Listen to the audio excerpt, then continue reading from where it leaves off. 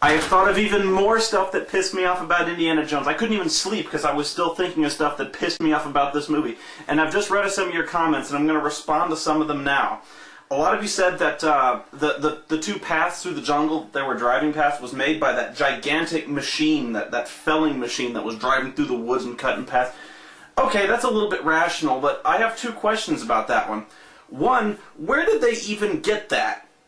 Okay, and two, I don't think that accounts for all the paths through the jungle, because Indy blows that up fairly early on in the chase, doesn't he? I mean, he shoots it or something and it blows up, but I mean, there's still, like, they go through half the jungle that way, and there's this big cliff, and they go over, and then what Marion does, this is the most insane thing I think I've ever seen. Marion sees that they're coming up on this cliff. She gets this, like, look at her.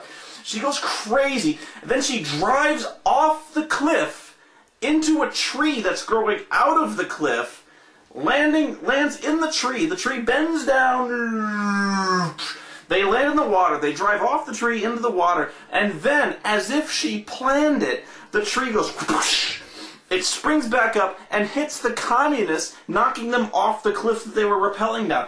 She's fucking out of her mind! Can you believe that? There's no way she planned that, and if she did plan that, it's a wonder she didn't. She cleared that with Indy. I'd slap the shit out of her for doing something like that. You'd be like, "What are you doing? No, grab the wheel!" You know? Then the scene gets even worse. It gets even worse because then, like, William Hurt is acting like he's all crazy. He's doing his King Lear impression or something like that. You know, he's spouting haikus and Milton and stuff like that. And then he goes, "Oh, by the way, there's a waterfall." Then they go off the waterfall. Then they go off another waterfall. And then they go off fucking Niagara Falls waterfall. Each time landing their Jeep about like 100 feet down into a pile of jagged rocks. They should have every bone in their body shattered with a Jeep wrapped around their stupid asses. With, you know, picking rocks out of their skulls. They should be dead 3 times over. And yet they get up like it's some fucking Looney Tunes commercial. Like, they get up like a Wile E. Coyote. It's insane. And then they get into the temple. They're instantly dry. They all have their stuff. Indy keeps his hat on through the entire thing. I have no idea how that happens.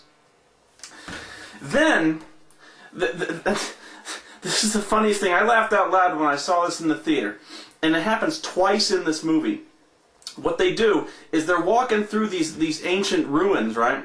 They walk through the ruins, and just behind them, all of a sudden, they kick out these stone facades on the wall, and these guys come out, these tribal guys with bolas, and they start stalking through there. You're like, okay, fine, but then you gotta think, how long have those guys been sitting in those alcoves? Somebody had to literally, like, wedge themselves into these, like, 4-foot recessions in the wall and then stay there.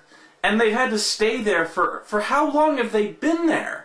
Do they just spend years at a time sitting up there, waiting for some guy to pass by, and then jump out and systematically stalk them, you know, with all their buddies? There's like 20 of them in there.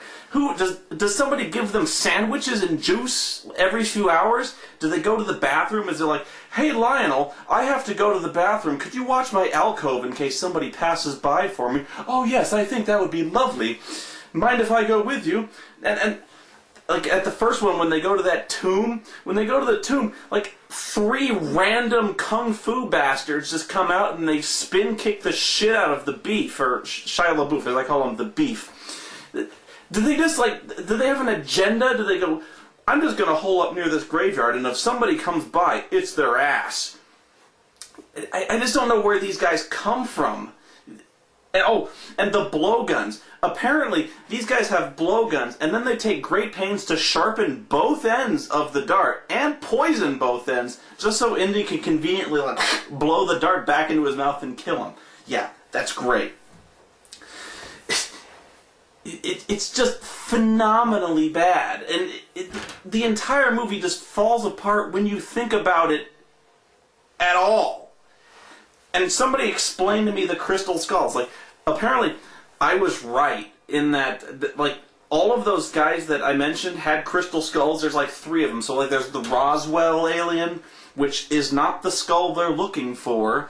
And then there's that other alien that's actually the body, which also not the skull they're looking for. No, it has to be a specific skull. Where did this... Who took the skulls? You've got this ancient city, and it's been built around a UFO, and somebody broke in there and stole a skull, a crystal skull. That's what they took, or they took all of them. I don't know, but they walk through all of this treasure, rooms full of treasure, and they take a skull. Oh, and is there really metal in gunpowder? I don't remember. I don't know much about it. Like, maybe there is metal in gunpowder, but I don't remember it. Maybe you can come up with it. Yeah. Oh, the guys in the walls. Those guys. Somebody actually had to wall them in there. They actually were. Those facades were covered in stone and gold inlay and like semi-precious stones. They couldn't leave. They've been in there for decades. Like those guys kicked that stuff out, and all that stuff shattered on the ground. I mean, that's not easy to do. It's insane. Okay. I know I'm still gonna get a ton of mail over this. I already have people bashing Temple of Doom, people saying they really enjoyed this movie. All I can say, here's all I can say, is if you watch any of those three movies, any of the last three movies, they don't hold a candle. Sorry. Crystal Skull doesn't hold a candle to any of those three.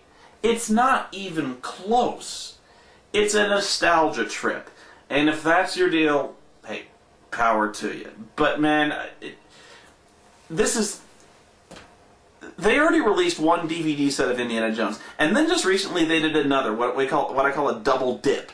It's exactly the same DVD set. Now what's going to happen is we're going to see a 4-disc DVD set of the tetralogy that comes out. It's not going to be any different, except we've got the shitty movie lumped in with it. If you enjoyed it, I can't tell you didn't enjoy it, because obviously you did. I'm just trying to tell you to try to analyze this stuff a little more. You gotta... People are saying I'm not being fair.